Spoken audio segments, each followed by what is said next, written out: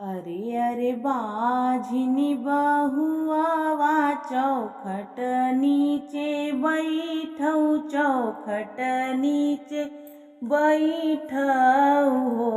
बाझिनी अंगने में मोरा कृष्ण खेलै नजर लगी जई है नजर लगी जई हई हो।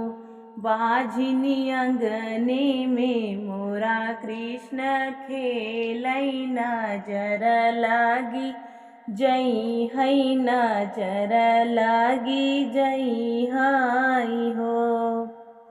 इतनी वचन रानी सुनली सुनत दुख लागई सुनत दुख लागई हो।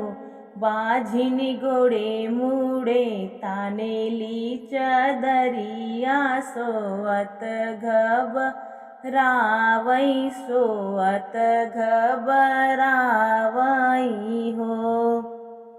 मचियाई बैठी है सासू त बहू के बोलावई त बहुअर बोलावई हो।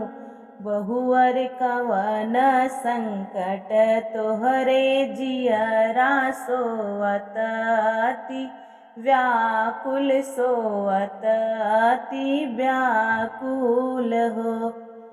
कैसे कबोली मोरी सासू कहत लाज लागई कहत लाज लागई हो।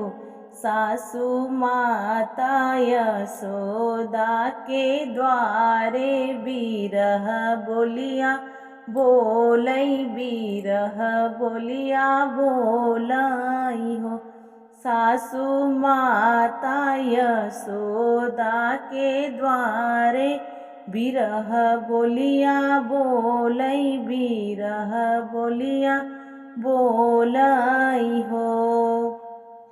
कहनी की बाझिनी बहुआ चौखट नीचे बैठौ चौखट नीचे बैठौ हो।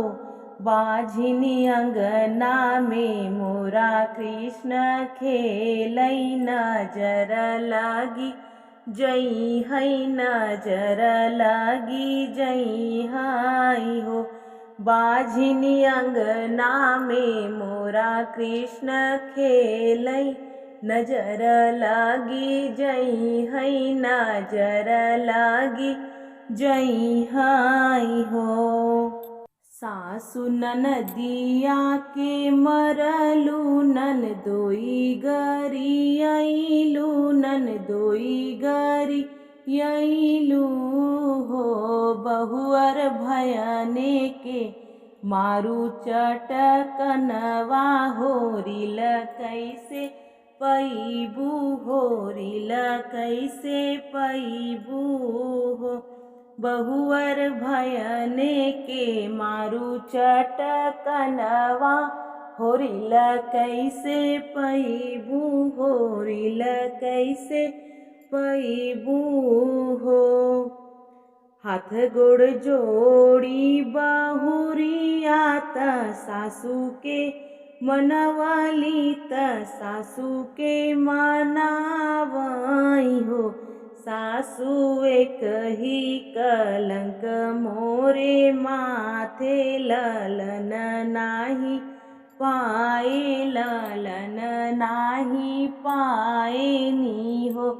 सासू एक ही कलंक मोरे माथे ललन नाही पाए ललन नाही पाए नी हो।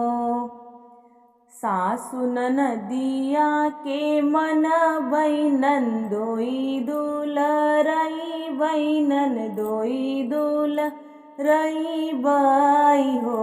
सासु भयने के गोदिया खेलई बई होरिल हम पैबई होरिल हम पैबई हो।